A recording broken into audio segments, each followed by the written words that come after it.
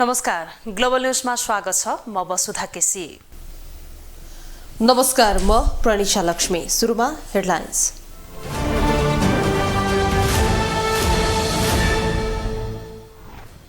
सरकारसँग गरेको 5 बुँदे सहमति कार्यान्वयन हुनेमा मेटर ब्याज पीडित आश्वस्त। उच्च स्तरीय आयोग गठनबारे संसदमै उठ्यो आशंका।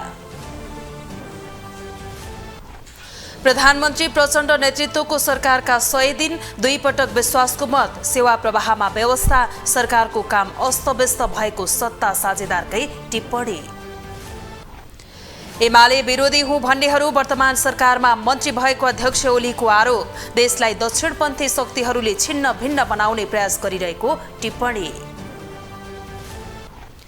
चैत महिनाभित्र सबै जिल्लामा विद्यालय स्तरीय पाठ्यपुस्तक पुर्याउने जनक शिक्षाको तयारी। कुल 1 करोड 35 लाख थान पाठ्यपुस्तकको छपाई सकियो।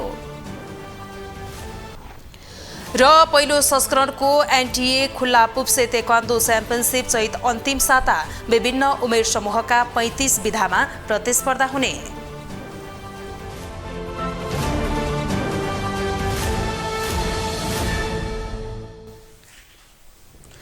ग्लोबल न्यूज अब विस्तारमा।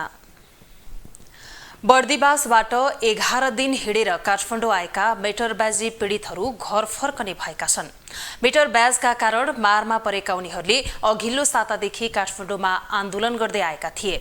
सुरुमा माइती घर र त्यसपछि प्रधानमन्त्रीको सरकारी निवास बालुवाटार पुगेर आन्दोलन गरेका मेटर ब्याज पीडितहरूसँग 5 बुँदे सहमति भएपछि उनीहरू घर फर्कन लागेका हुन्।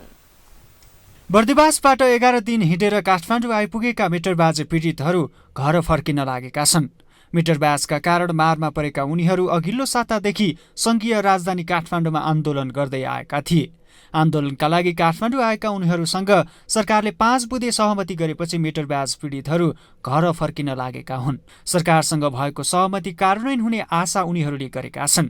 त्यही आशा बोकेर मेटर ब्याज पीडितहरू सोमबार घर फर्किन लागेका हुन्। मञ्चदेखि उहाँबाट यहाँ अनुसन्धानमा ल्याइसकिएको छ। अब खुला मञ्चमा गएर यो सरकारले भनिदियो, विश्वास छ। प्रधानमन्त्रीज्यूले पनि म गएको त थियो गृह मन्त्रालय, उहाँले विश्वास गर्छु कि हाम्रो पीडित मान्छेलाई बर्दिवासदेखि पैदल यात्रा कुला खानेको बाट पीडित मान्छेहरू वहाँ गएको थियो। अहिले त्यो प्रधानमन्त्रीज्यूले आफ्नो व्यक्त गरेको छ। उसैको जनता आफ्नो के म यही विश्वास गर्छु, प्रधानमन्त्रीलाई आफ्नो विश्वास गर्छु सबै जनताले यो हाम्रो काम सफल पारोस्। 5 दिनको वार्ता चाहिँ सहमति भएको छ। यो उप प्रधान तथा गृहमन्त्रीको रोहबरैमै वार्ता सम्पन्न भयो। र वार्ता चाहिँ प्रमुख रूपले 2वटा जुन उपलब्धि, यो ऐतिहासिक आन्दोलनको चाहिँ उपलब्धि भनेको तपाईँको एउटा नयाँ कानुन बन्ने भयो र ती कानुन बनेपछि अब सुदखोरहरूलाई कारबाही गर्न सहज हुन्छ। दोस्रो तपाईँको जे पीडितहरूको जुन समस्या छ, घर घडेडी सबै चिज चाहिँ लिलाम हुने। दोस्रो चाहिँ पीडितहरूले जुन अदालतबाट पीडितहरूलाई चाहिँ पक्राउ पूर्जी जारी गरिएको छ, ती सबै छानबिन चाहिँ तपाईँको आयोग माध्यमले चाहिँ अबको समयमा आउने समयमा चाहिँ गठन भएको आयोगले चाहिँ काम गर्नेछ। लामो पैदल यात्रा र काठमाडौँमा आन्दोलनका लागि भएको दौडधुपका क्रममा मेटर ब्याज पीडितहरूको स्वास्थ्य परीक्षण समेत गरिएको छ। स्वास्थ्य परीक्षणपछि आफ्नो घर फर्किन लागेका मेटर ब्याज पीडितहरूलाई भेट्न पुगेका गृहमन्त्री नारायण काजी श्रेष्ठले सरकारले गरेको सम्झौता कार्यान्वयन हुने दावी गरेका छन्। सरकार सहमतिप्रति गम्भीर रहेको भन्दै सहमति कार्यान्वयन हुने र समस्या समाधानका लागि आयोग बनाउने प्रस्ताव मन्त्री परिषदमा पुगेको भन्दै आवश्यक निर्णय गरेर प्रक्रिया अगाडि बढाउने बताएका छन्। वार्ता भएर हामीले सहमति पनि गरिसकेका छौँ। अब उहाँहरू चाहिँ अब फर्कने तयारीमा हुनुहुन्छ। त्यसमा फर्कनुभन्दा अगाडि हामीले उहाँहरू सबै हिँडेर आउनु भएको यत्रो दिन गाउँ उताबाट स्वास्थ्य परीक्षण पनि गराउँ, त्यसपछि केही उपचार गर्नुहुन्छ उपचार पनि गराउँ भनेर भनेका थियौँ। त्यो के भइरहेछ भनेर एउटा। दोस्रो कुरो उहाँहरू जाने स्थितिमा हामीलाई अझै पनि केही छ कि भन्नुपर्ने भनेर हाम्रो आन्दोलनकारी सङ्घका साथीहरूसँग कुराकानी गर्ने कुरा हो। र हामीलाई एक प्रकारले भन्यो भने अब बिदाई तपाईँ टुक्क भएर जानुहोस् भन्न आएको। उहाँहरू अब हामी जाने क्रममा छौँ, हामी विश्वस्त भएर जाँदैछौँ। हामी सम्भवतः आज बेलुका नै जान्छौँ होला भन्ने कुरा, धेरै चाहिँ आज बेलुका जान्छ होला भन्नुभएको छ। अब पनि कार्यान्वयन नगर्नु त मिलेन होला नि। पहिला कार्यान्वयन नभएको कारणले वा समस्या भएको कारणले नै हामीले फेरि गम्भीरतापूर्वक लिएर यसलाई कार्यान्वयनमा लैजाने कुरा गरेका हौँ। त्यस कारणले अब कार्यान्वयन हुन्छ। यता संसदको प्रमुख प्रतिपक्षी दल नेकपा एमालेका सांसद ठाकुर गैरेले मिटर ब्याज पीडितको समस्या समाधान गर्न आयोग गठन गर्ने सरकारको निर्णयप्रति प्रश्न उठाएका छन्। गैरीले सरकारी वार्ता टोली र पीडितहरूको वार्ता टोलीबीच भएको 5 बुँदे सहमतिलाई धोकाधडीको संज्ञा दिएका छन्। यो मिटर ब्याजीहरूबाट पीडित भएका नागरिकहरूमाथि फेरि अर्को धोखाधडी भएको छ। एउटा आयोगको प्रतिवेदन थन्काएर फेरि अर्को आयोग गठन गरेर यो विषयलाई लम्ब्याउने, अल्मल्याउने र पीडकहरूलाई उन्मुक्ति दिनेतर्फ जुन काम भएको छ यो करेक्सन हुनुपर्छ र तत्काल पीडकहरूले कारबाही पाउनुपर्छ भन्ने कुरालाई म सभामुख मार्फत सरकारको ध्यानाकर्षण गर्न चाहन्छु। त्यस्तै मिटर ब्याजी पीडितको समस्या समाधानका विषयमा संसदमा उठेका प्रश्नको जवाब दिँदै गृहमन्त्री नारायण काजी श्रेष्ठले पीडितलाई न्याय दिनबाट सरकार कुनै पनि हालतमा पछि नहट्ने दाबी गरेका छन्। पनि आयोग बनाएको थियो, अहिले पनि आयोग बनाएर फेरि भ्रम छर्न खोज्दैछ सरकार भन्नुभयो। मान्य सदस्यले पीडितहरूको पक्षमा व्यक्त गर्नुभएको ऐक्यबद्धताको म सम्मान प्रकट गर्न चाहन्छु। यो मिटर ब्याजी समस्यालाई, यो शोषणको अत्यन्तै भद्दा रूपलाई, विकृत रूपलाई हामीले जसरी पनि अन्त गर्ने र पीडितहरूलाई हर हालतमा त्यसबाट मुक्त गर्ने, न्याय दिने हाम्रो प्रतिबद्धता छ। त्यसै अनुसार नै सहमति गरिएको छ। यसअघि शनिबार प्रधानमन्त्री पुष्पकमल दाहालसँग बालुवाटारमा छलफल गरेका मिटर ब्याजी पीडितहरूले आफ्ना माग पूरा गर्न आह्वान गरेका थिए। त्यसपछि सरकारले 5 बुँदे सहमति पत्रमा पीडितका समस्या समावेश गर्दै जाँचबुझ आयोग गठन गर्ने प्रतिबद्धता गरेपछि मिटर ब्याज पीडितसँग सहमति जुटेको थियो। ग्लोबल टेलिभिजन एचडीका लागि क्यामेरामा निर्मल तिमेल सिन्हाका साथमा विनोद विक्रम भण्डारी, काठमाडौँ। सञ्चार तथा सूचना प्रविधि मन्त्री रेखा शर्माले सरकार निर्माणको 100 दिनमा कानून निर्माण र सेवा प्रवाहको क्षेत्रमा महत्त्वपूर्ण उपलब्धि हासिल भएको बताउनु भएको छ। सरकारको 100 दिन पुगेको अवसरमा सञ्चारकर्मीलाई संक्षिप्त प्रतिक्रिया दिँदै मन्त्री शर्माले सरकारले सेवा प्रवाह र कानून निर्माणको क्षेत्रमा महत्त्वपूर्ण उपलब्धि हासिल गरेको बताउनुभयो। उहाँले सरकारी कामकाजको सन्दर्भमा धेरै भिडभाड हुने ठाउँहरू व्यवस्थित हुँदै गएको समेत बताउनुभयो। त्यस्तै किसानको समस्या समाधान गर्न दूध र गहुँको समर्थन मूल्य तोकिएको भन्दै त्यो पनि सरकारको उपलब्धि भएको बताउनुभयो। सेवा प्रवाहको क्षेत्रमा सरकारले महत्त्वपूर्ण उपलब्धि हासिल गरेको छ। 100 दिनको अवधिमा सेवा प्रवाहको क्षेत्रमा हेर्दाखेरिमा भिडभाड हुने ठाउँहरू जुन खालका थिए ती ठाउँहरूमा चाहिँ सरकारले जुन क्यू सिस्टम हटाउने भनेको थियो त्यो क्यू सिस्टमलाई धेरै व्यवस्थित हुँदै गएको छ र यो छोटो समयमा त्यो व्यवस्थित पूर्ण रूपमा व्यवस्थित भएर जानेछ भन्ने नै देखिन्छ। त्यस्तै नेकपा एकीकृत समाजवादीका अध्यक्ष माधव कुमार नेपालले सरकारले 100 दिन बिताएको कुरालाई अनौठो मान्नु जरुरी नभएको टिप्पणी गर्नुभयो। उहाँले पछिल्लो समय प्रधानमन्त्रीले सरकार पुनर्गठन गरेसँगै सरकारले गति लिने अवस्था बनेको बताउनुभयो। अवस्था भनेको आफैमा यो विशेष अवस्था हो। अब त्यसमा पनि अहिले जुन हिसाबले नेपालको राजनीति बडो तरल छ त्यो अवस्थाभित्र 100 दिन बित्ने कुरालाई कुनै अनौठो मान्नु जरुरी छैन। तर अब एकचोटि यो सरकार गठन गर्ने कुरा, पुनर्गठन गर्ने काम भइसकेपछि अब यसले गति लिने अवस्था छ र अनुभव पनि प्राप्त गर्नुभएका व्यक्ति हुनुहुन्छ प्रधानमन्त्री र मुलुक चलाउने अनुभव प्राप्त गरेका पार्टीहरू पनि यसमा सहभागी छन्। त्यसमा सबैको सहयोगमा यो सरकार अगाडि बढ्छ। नेपाली कांग्रेसका सहमहामन्त्री जीवन परियारले सरकारको 100 दिन राजनीति रूपमा अस्तव्यस्त रहेको टिप्पणी गर्नुभयो। उहाँले सरकारले डेलिभरीका कामहरू प्रारम्भ गरेको भन्दै आगामी दिनमा ती कामहरूले गति पाउनेमा विश्वास व्यक्त गर्नुभयो। देखेकै छन् यी विभिन्न समयमा विभिन्न व्यक्तिहरू सरकारमा पुग्नु भएको अवस्था छ, विभिन्न दलका नेताहरू। त्यसैले गर्दा अब 100 दिन चाहिँ एक किसिमले भन्यो भने राजनीतिक रूपमा भन्यो भने अस्तव्यस्तै ढङ्गले बितेको छ र सरकारले दिनुपर्ने डेलिभरीका कामहरूका बारेमा प्रारम्भ गर्नुभएको छ। प्रचण्डले चाहिँ यसपालि केही गर्छु भनेर भन्नु पनि भएको छ र मलाई विश्वास छ अब 100 दिनभित्र केही कामहरू प्रारम्भ भएका कामहरूलाई गति दिने काम चाहिँ अब हुन्छ भन्ने कुरामा म विश्वस्त छु। नेकपा एमालेका सचिव छविलाल विश्वकर्माले सरकारले कुनै पनि काममा सकारात्मक पहल कदमी लिन नसकेको बताउनुभयो। उहाँले एमाले सरकारमा रहँदा अर्थतन्त्रमा आशा जागेको भन्दै गठबन्धन परिवर्तन भएसँगै सो आशा निराशामा परिणत भएको बताउनुभयो। पूर्णता पाउन सकेको छैन। हिजो मात्रै आंशिक रूपमा विस्तार भएको छ। समस्या चाङ लागेका छन्। सम्बोधनका निम्ति कुनै पहलकदमी देखिएको छैन। यो खालको परिस्थिति हेर्दाखेरि यता हेरे पनि उता हेरे पनि जुनसुकै क्षेत्रलाई हेरे पनि उल्लेखनीय हिसाबले यति सकारात्मक पहलकदमी भयो नि भन्न सकिने कुनै विषय कुनै ठाउँ नै रहेन। त्यस्तै जनता समाजवादी पार्टी नेपालका नेता राजकिशोर यादवले सरकारले 100 दिनमा ठोस काम नगरेर गठबन्धन निर्माणलाई मात्रै केन्द्रित भएको पनि प्रतिक्रिया दिनुभयो।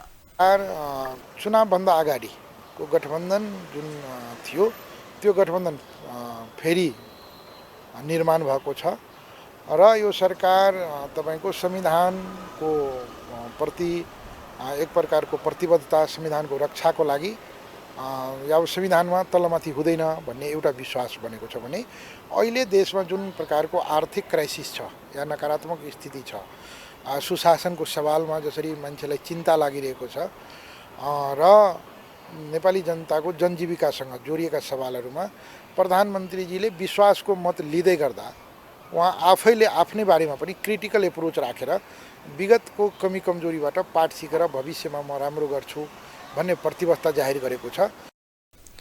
उहाँले सरकारले आगामी दिनमा जनताको भावना अनुरूप काम गर्न सक्नुपर्ने बताउनुभयो। नेपाली कांग्रेसले उपनिर्वाचन हुने जिल्लाका नेताहरूमाथि गरिएको अनुशासनको कारबाही फिर्ता लिने निर्णय गरेको छ। चुनावमा अन्तर्घात गरेको भन्दै गोविन्दराज जोशी सहितका नेताहरूलाई कांग्रेसले यसअघि साधारण सदस्य समेत नरहने गरी कारबाही गरेको थियो। तर चुनाव हुने जिल्लाका नेता कार्यकर्तामाथि गरिएको कारबाही अहिले भने फिर्ता लिने निर्णय कांग्रेसले गरेको हो।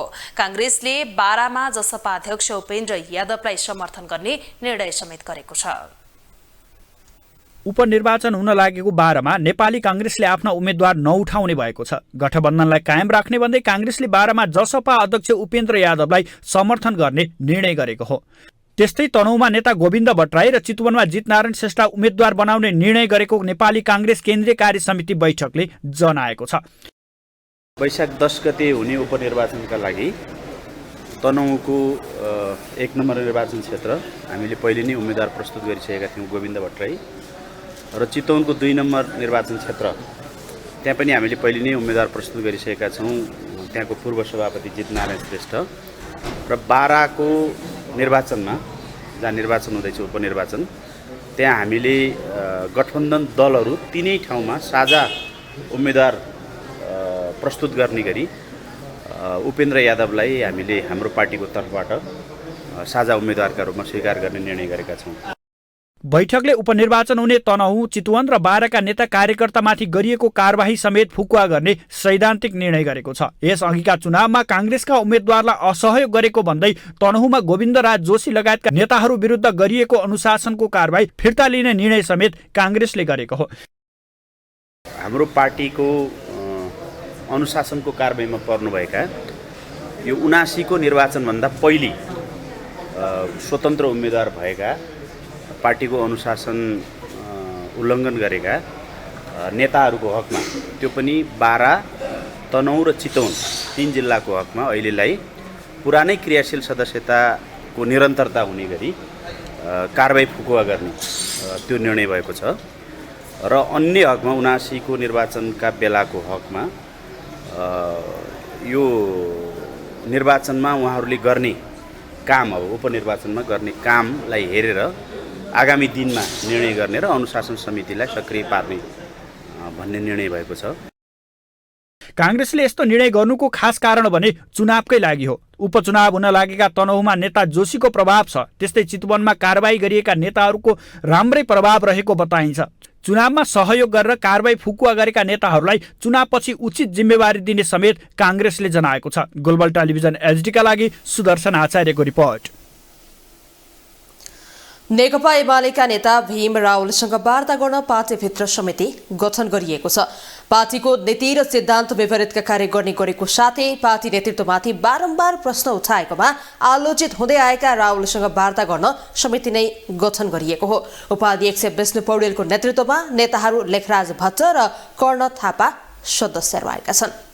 नेकपा एमालेका पूर्व उपाध्यक्ष समेत रहेका नेता भीम रावललाई अहिले अनेक प्रश्न तेर्स्याएर कारबाहीको तयारी थालिएको छ। चितवन महाधिवेशनमा केपी शर्मा ओलीसँग अध्यक्ष पदमा सिगौरी खेलेका रावललाई त्यस यता छायामा पार्दै अनेक कोणबाट लखटिने प्रयास सुरु भएको हो। आफ्ना विचार स्पष्ट रूपमा राख्दै पार्टीभित्र हाबी हुँदै गएको व्यक्तिवाददेखि लिएर राष्ट्रियताका मुद्दामा खरो बहस गर्ने रावललाई कमजोर बनाउन नेकपा एकतासँगै जोडिएर विभाजनमा पनि एमालेतिरै रहेका लेखराज भट्टलाई प्रयोग गरिएको थियो। सुदूरपश्चिम इन्चार्जको रूपमा भट्टलाई जिम्मेवारी दिएसँगै ओझेलमा पर्दै गएका रावललाई अहिले भने पार्टी हित विपरीत गतिविधि गर्दै आएको आरोप लगाइएको छ।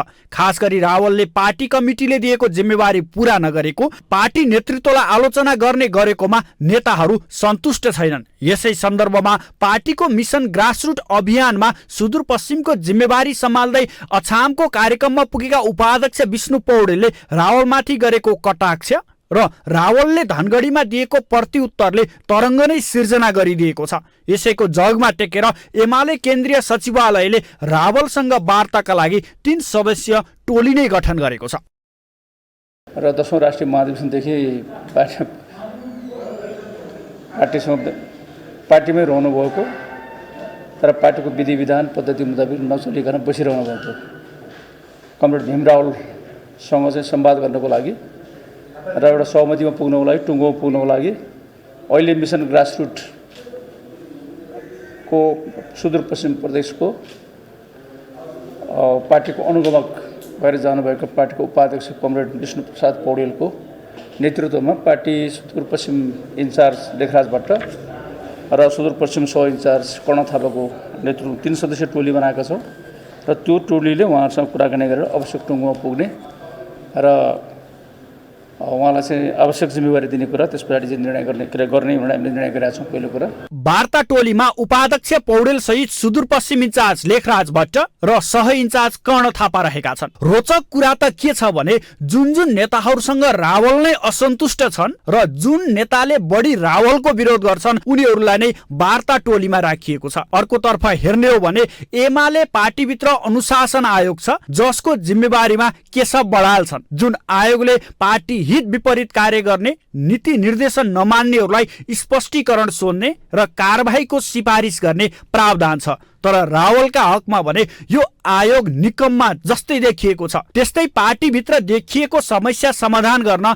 छलफल गर्ने र छलफलका लागि व्यक्ति तोकिने गरिन्छ। तर यहाँ त वार्ता टोली नै गठन गरिएको छ जुन हास्यास्पद भएको राजनीतिक विश्लेषकहरू बताउँछन्। यसो त उपाध्यक्ष पौडेलको अभिव्यक्तिपछि रावलले आफूलाई पार्टीभित्र भिडको डेलमा नै पठाएको र यही अवस्था रहे ठोस निर्णय लिन बाध्य हुनुपर्ने बताएका थिए। प्रसाद पौडेल हुनुहुन्छ, उहाँहरूले चाहिँ त्यहाँ कार्यक्रम गर्नुभएको छ। त्यो कार्यक्रममा कुनै पनि विवाद नगर्ने र पार्टीका नीति कार्यक्रम, अहिलेको राष्ट्रिय परिस्थिति जनताले जान्नुपर्ने, कार्यकर्ताले बुझ्नुपर्ने, पार्टीलाई बलियो बनाउनको लागि गर्नुपर्ने कामहरूको बारेमा उल्लेख गर्ने भन्ने कुरा गरिएको थियो।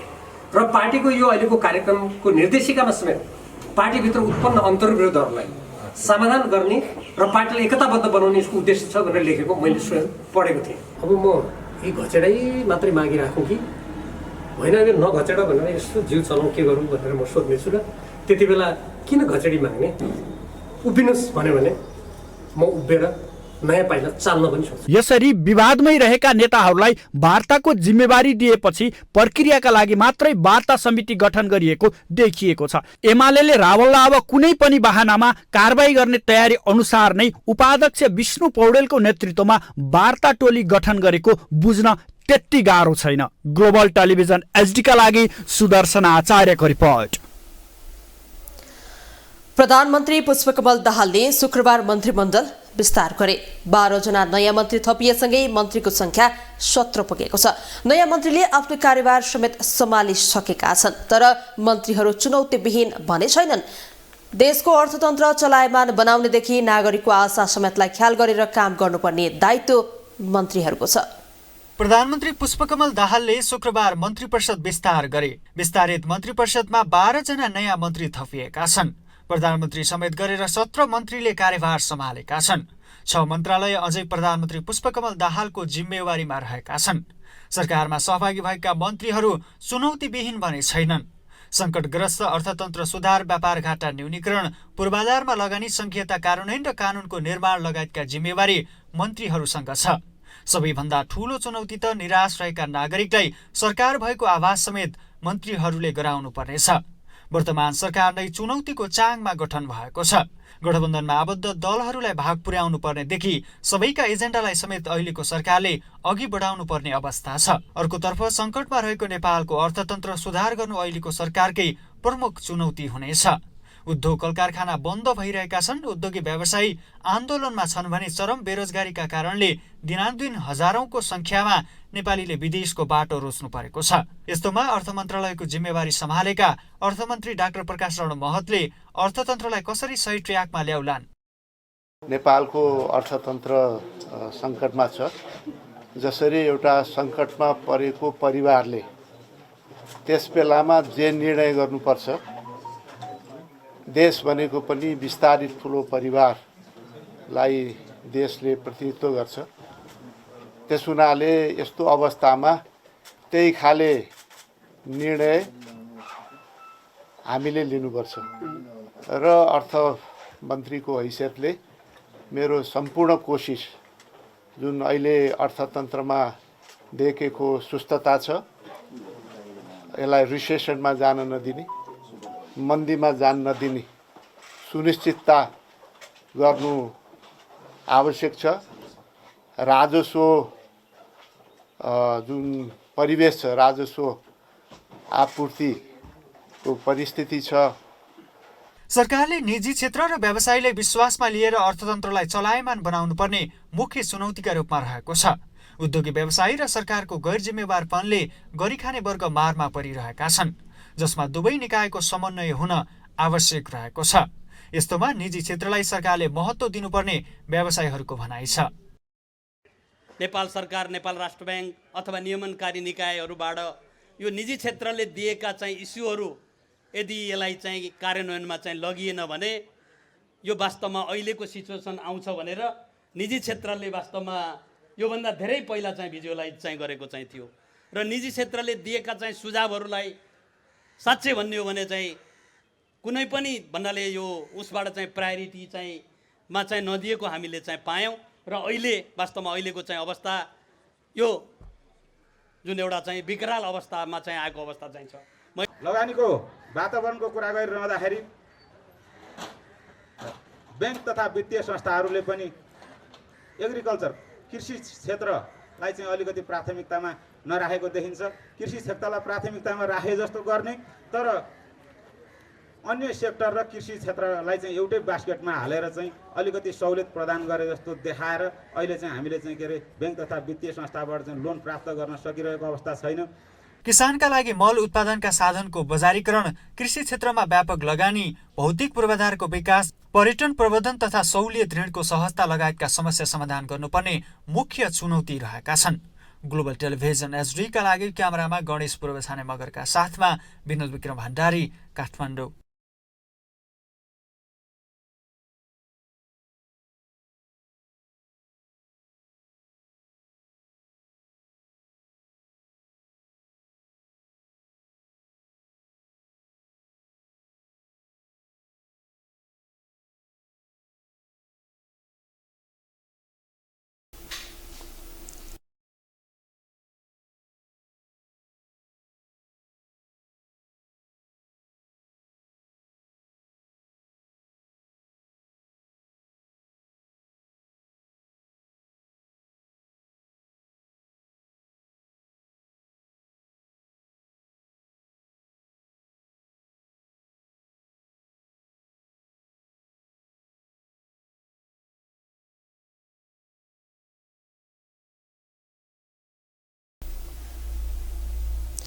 अब ग्लोबल भोइस।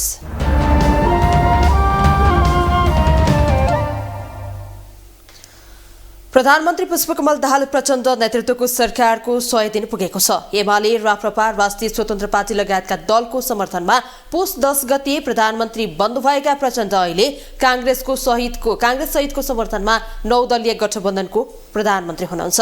साथै यो 100 दिनको बीचमा अनेक पटक मन्त्री फेरबदल भए भने सरकारको समर्थन र फिर्ताको लहर नै चल्यो। यसै सन्दर्भमा रहेर ग्लोबल भोइसमा आज हामीले सर्वसाधारणलाई सोधेका छौं, सरकारको 100 दिन र वर्तमान मन्त्रीहरूबाट कस्तो अपेक्षा गर्नु भएको छ। मलाई चाहिँ जहाँसम्म लाग्छ अहिले बनेको मन्त्रीमण्डलबाट पनि राम्रो होला जस्तो चाहिँ लाग्दैन, किनभने मन्त्रीहरू फेरियै कहिले पनि स्थिर नभएको हुनाले स्थिर कहिले पनि नहुने सरकार भएको हुनाले केही अपेक्षा गर्ने ठाउँ छैन जस्तो लाग्छ मलाई। केही पनि अपेक्षा गर्न सक्दिनँ म, किनभने 2-2 महिनामा परिवर्तन हुने मन्त्रीमण्डलबाट कसैले पनि केही अपेक्षा गरेका छैन र यो चाहिँ पात्र परिवर्तन मात्रै हो, प्रवृत्ति परिवर्तन छैन। त्यसो भएको हुनाले यो अहिलेको मन्त्रीमण्डलबाट पनि केही पनि अपेक्षा गर्न सकिँदैन। उनीहरू आफ्नो कार्यकाल समाप्त गरेर घर फर्किने हो, अर्कोचोटि चुनाव लड्ने हो।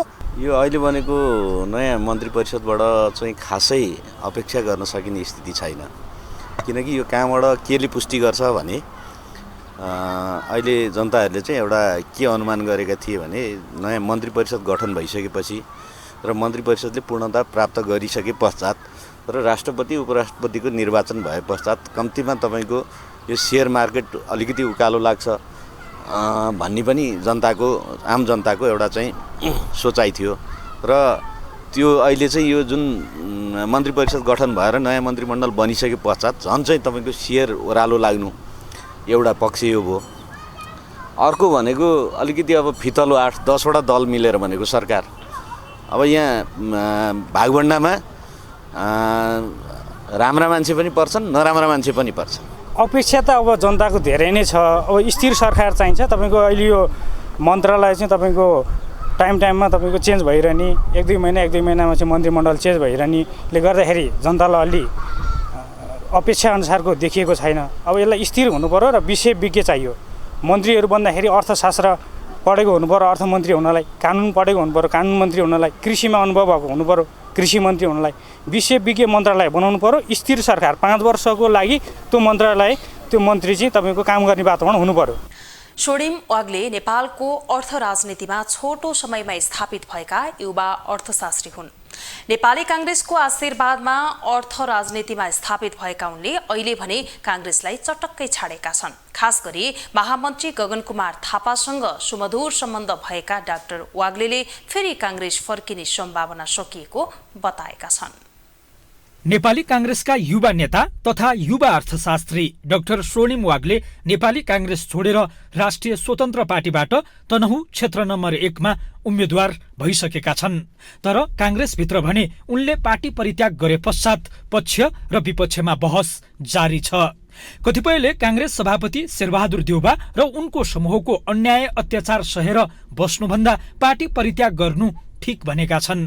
कतिपयले भने योगदान नभए पनि पार्टीले पटक पटक अवसर दिँदा पनि उल्टै पार्टी परित्याग गरेर वाग्लेले गल्ती गरेको बताएका छन्। पार्टीभित्रका उनका समर्थकहरू भने उनी फेरि कांग्रेसमै फर्किनु पर्ने बताइरहेका छन्। तर वाग्लेले भने अब कांग्रेसमा फर्किने कुनै सम्भावना नरहेको बताएका छन्।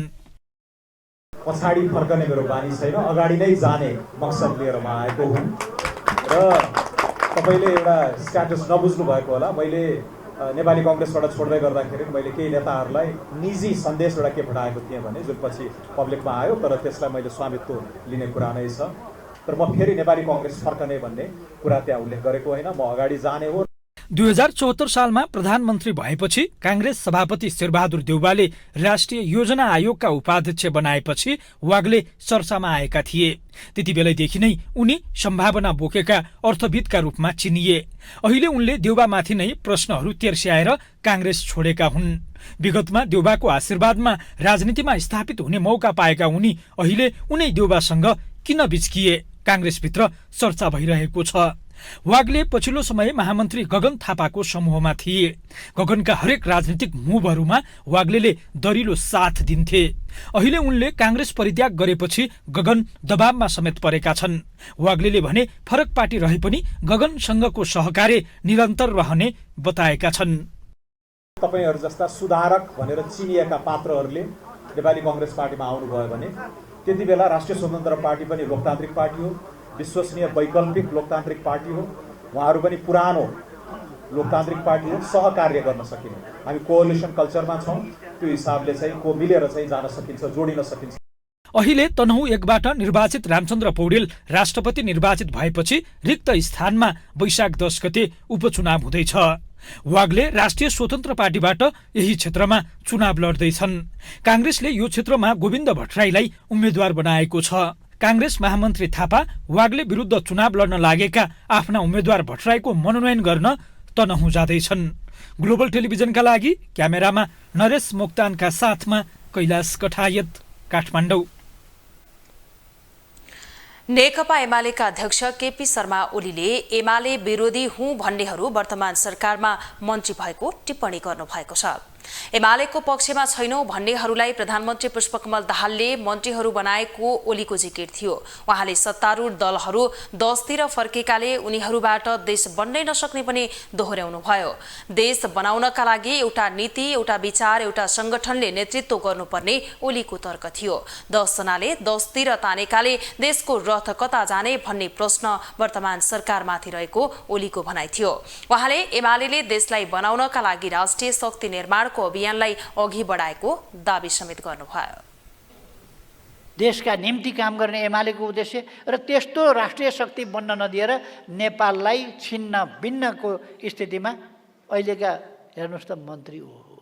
एउटा नीतिमा देश चल्नुपर्छ, एउटा विचारमा देश चल्नुपर्छ, एउटा संगठनले नेतृत्व गर्नुपर्छ। 10तिर फर्किया छन्, उसले उता डोरी तान्छ, उसले उता डोरी तान्छ, उसले उता डोरी तान्छ, उसले उता डोरी तान्छ। त्यस्ताले कहाँ पुर्याउँछन् देश? अध्यक्ष ओलीले एमालेलाई राष्ट्रिय शक्ति बन्न नदिएर देशलाई दक्षिणपन्थी शक्तिहरूले छिन्न भिन्न बनाउने प्रयास गरिरहेको पनि बताउनुभयो।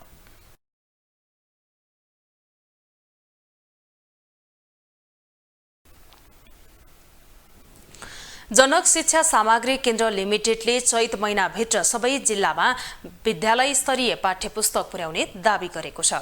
अघिल्ला वर्षहरूमा शैक्षिक सत्र सुरु भएको 6 महिनासम्म पुस्तक नपाएका विद्यार्थीले यस वर्ष भने समयमै पुस्तक पाउने केन्द्रको दाबी छ। केन्द्रका अनुसार वैशाख पहिलो साता पुस्तक सम्बन्धित ठाउँमा पुग्नेछ। जनक शिक्षा सामग्री केन्द्र लिमिटेडले यस वर्ष विद्यार्थीहरूले समयमै पाठ्यपुस्तक पाउने दाबी गरेको छ। केन्द्रको दाबी अनुसार शैक्षिक सत्र अन्त्य हुँदासम्म पाठ्यपुस्तक देख्न नपाउने दुर्गम क्षेत्रका विद्यार्थीले समेत यस वर्ष समयमै पुस्तक पाउनेछन्। केन्द्रको अनुसार यसपटक भने आइतबारसम्म कुल 1,35,00,000 थान पाठ्यपुस्तक छपाई भइसकेको छ। 7 दिनभित्रै सबै पुस्तक छपाइसक्ने केन्द्रको भनाइ छ। 77 वटै जिल्लामा यस पटक समयमै पुस्तक पुर्याउन प्रयास गरिरहेको केन्द्रका प्रबन्धक निर्देशक अनिल कुमार झाले जानकारी दिए। पाठ पुस्तकको छपाई कार्य करिब 95% कार्य सम्पन्न भइसकेको छ। हामी अन्तिम चरणमा छौँ। अब 5% जति किताब पाठपुस्तक छपाई गर्न बाँकी छ। हाम्रो जम्मा 1,50,00,000 थान पाठपुस्तक छपाई गर्नुपर्ने छ कक्षा 6 देखि 10 सम्मको। यसमा 1,40,42 लाख जति भइसकेका छ। वितरणको काम हाम्रो यो हप्तामा सुरु हुन्छ, 2-3 दिनपछि सुरु हुन्छ। होइन, वैशाखको 1-2 गतेसम्ममा सबै ठाउँमा पाठपुस्तक पुगिसक्छ। 1 हप्ताभित्र पुग्छ सबै ठाउँमा। सरकारले कक्षा 1 देखि 5 सम्मको पाठ्यपुस्तक छपाईको जिम्मा भने निजी क्षेत्रलाई दिएको छ। आगामी वैशाख पहिलो साताभित्रै पुस्तक सम्बन्धित ठाउँमा पुग्ने र विद्यार्थी भर्ना भएपछि हात-हातमा पुस्तक पुग्ने गरी व्यवस्था मिलाइएको झाको भनाइ छ। झाका अनुसार हुम्ला, जुम्ला लगायतका दुर्गम क्षेत्रमा पहिलो चरणमा पाठ्यपुस्तक वितरण हुनेछ भने शहरी क्षेत्रमा भने अन्तिममा वितरण हुनेछ। चाहिँ हिमाली क्षेत्रमा दिने, त्यसपछि पहाडी क्षेत्र, त्यसपछि सुगममा दिने। हामीले त्यसको लागि सुर्खेत, हाम्रो प्रादेशिक कार्यालय सुर्खेत छ। त्यो प्रादेशिक कार्यालय सुर्खेतबाट र नेपालगञ्जको हाम्रो अफिस छ, त्यहाँबाट पनि 2 ठाउँबाट हामीले कर्णाली प्रदेशको लागि पाठ्यपुस्तकहरू उपलब्ध गराउँछौँ। अब पहिलाको कर्णाली अञ्चल भनौँ, त्यसमा चाहिँ मुगु हुम्ला जुम्ला डोल्पा अप्ठ्यारो ठाउँ छ ती ठाउँहरूमा फर्स्ट प्रायोरिटीमा चाहिँ हामीले हिमाली क्षेत्रलाई दिने योजना बनाएका छौँ। हिमाली क्षेत्रपछि पहाडी क्षेत्रमा त्यसपछि तराईमा। यसरी समयमै पाठ्यपुस्तक नपाउँदा विद्यार्थीले निकै शास्ति भोग्नु परिरहेको थियो। शैक्षिक सत्रको आधा समयसम्म पनि विद्यार्थीले पुस्तक नपाएको गुनासो सदनदेखि सडकसम्म उठाउँदै आए पनि समाधान भने हुन सकेको थिएन। ग्लोबल टेलिभिजनका लागि क्यामेरामा रूपेश केसीका साथमा जुनिसा कोइराला, काठमाडौँ। नेपाल इन्टरमोडल यातायात विकास समिति आईसीपी पर्साले 3वटा लेबर सप्लाई कम्पनी र केही स्थानीय मजदुरहरूलाई काम गर्नबाट रोक लगाएपछि मजदुरहरूले विरोध जनाएका छन्। नेपाल सरकार उद्योग वाणिज्य तथा आपूर्ति मन्त्रालय अन्तर्गतको आईसीपीले कामदारलाई काम नलगाउन भन्दै पत्रचार गरेपछि उनीहरूले विरोध जनाएका हुन्। नेपाल सरकार उद्योग वाणिज्य तथा आपूर्ति मन्त्रालय अन्तर्गतको नेपाल इन्टरमोडल यातायात विकास समिति आईसीपी पर्साले 3वटा लेबर सप्लाई कम्पनी र केही स्थानीय मजदुरलाई काम गर्नबाट रोक लगाएपछि शनिबार मजदुरहरूले विरोध जनाए। नेपाल इन्टरमोडल यातायात विकास समिति आईसीपी वीरगञ्ज र टीआरएस हिमालयन लोजिप्रार्क प्राली बीच 20 मार्च 2023मा हस्ताक्षर गरी वीरगञ्ज एकीकृत जाँच चौकी सञ्चालन र व्यवस्थापन गर्नका लागि टीआरएस हिमालयन लोजी पार्क प्रालीले जिम्मा लिएपछि Shri Sakshi labour supplier company प्राली वीरगञ्ज पर्सा, श्री कुणाल टेन चौधरी कम्पनी प्राली सिरिया पर्सा र श्री एवान सर्भिस प्राली सुकेधारा काठमाडौँलाई 17 गते शुक्रबारका दिन काम नगर्न पत्रचार गरेपछि लेबर कम्पनीहरूले विरोध जनाएका छन्। अब आजकल एक हमने के ही एथी को के हटा दिला बटे ठीक बा बिना सूचना देले ही पत्र को काट के हटा दिला बा। हमने के 5-7 लाख रुपया यहाँ लेबर में भी लगभग 150 लेबर बड़ा सबके काम कराती है ना, तो उनमें हमने के 5-7 लाख रुपया भी हमने के अभी फसल बा उठावे भी मौका ना मिलल। तब हमने के तो तरह टाइम चाहिए, अब वो टाइम ना दे के करी तब विगत में अब हमने के ये दिक्कत बाटे सारा पैसा ब्लक हो गई। आफूहरूले विगत 5 वर्षदेखि काम गर्दै आए पनि एकाएक बिना पूर्व सूचना अचानक काममा नआउन पत्र पाएपछि आफूहरू दुखित भएको साक्षी लेबरका प्रोपाइटर राम नारायण ठाकुरले जनाएका छन्। उनले पूर्व सूचना दिएको भए हाम्रै बाँकी रहेको करिब 5-7 लाख रुपियाँ उठाउन सहज हुने बताए। काममा जान नपाएपछि आफूहरूको पैसा डुब्ने सम्भावना भएकोले बाध्य भएर विरोधमा उत्रिएको ठाकुर को भनाइ छ।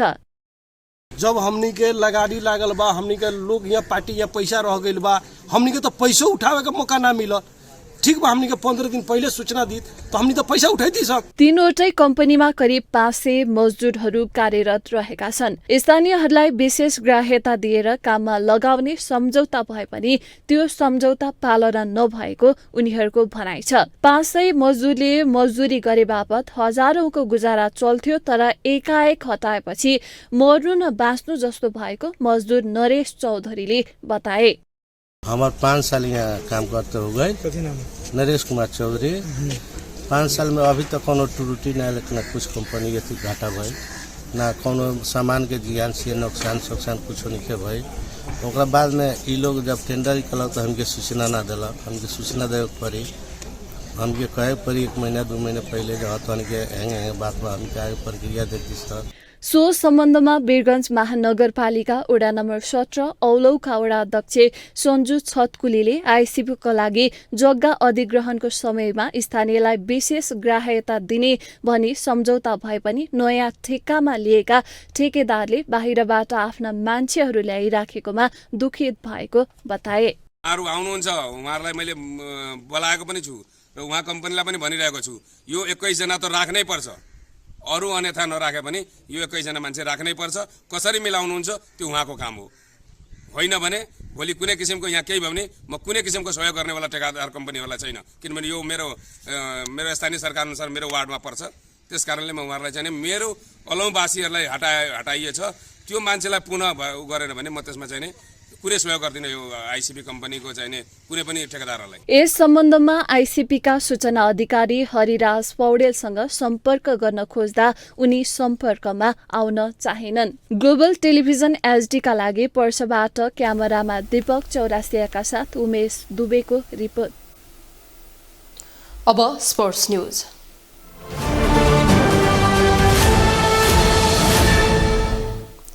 नेपाल तेक्वान्दो सङ्घको आयोजनामा चैत्र अन्तिम साता पहिलो संस्करणको एनटिए खुल्ला पुष्पे तेक्वान्दो च्याम्पियनसिप हुने भएको छ।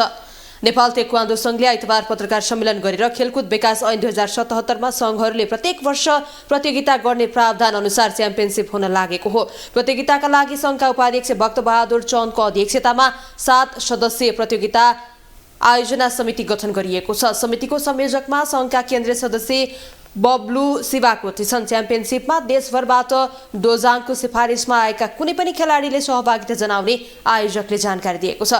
विभिन्न कुनामा रहेका खेलाडीको प्रतिभा उजागर गर्ने लक्ष्यका साथ आयोजन गर्न लागि च्याम्पियन्समा सिनियर जुनियर क्यान्डिडेट र सुपर क्यान्डिडेट गरी 7 उमेर समूहका 35 विधामा प्रतिस्पर्धा हुने भएको छ। ग्लोबल न्यूजको अन्तिम हेडलाइन्स पुनः एकपटक।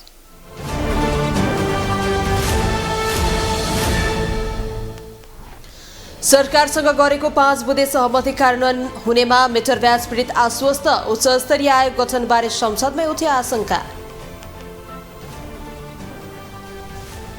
प्रधानमन्त्री प्रचण्ड नेतृत्वको सरकारका 100 दिन 2 पटक विश्वासको मत, सेवा प्रभावमा बेवास्ता, सरकारको काम अस्तव्यस्त भएको सत्ता साझेदारकै टिप्पणी।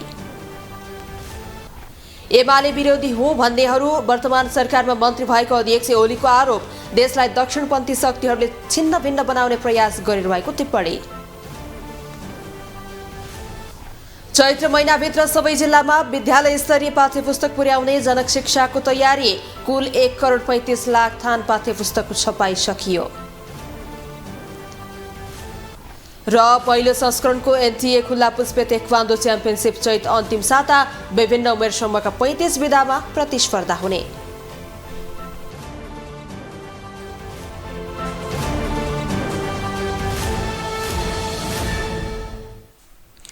ग्लोबल न्यूज अहिलेलाई यति नै। ग्लोबल टेलिभिजन तपाईँ फेसबुक तथा युट्युबमा पनि प्रत्यक्ष हेर्न सक्नुहुनेछ। ग्लोबल टेलिभिजन हेर्दै गर्नुहोला। नमस्कार।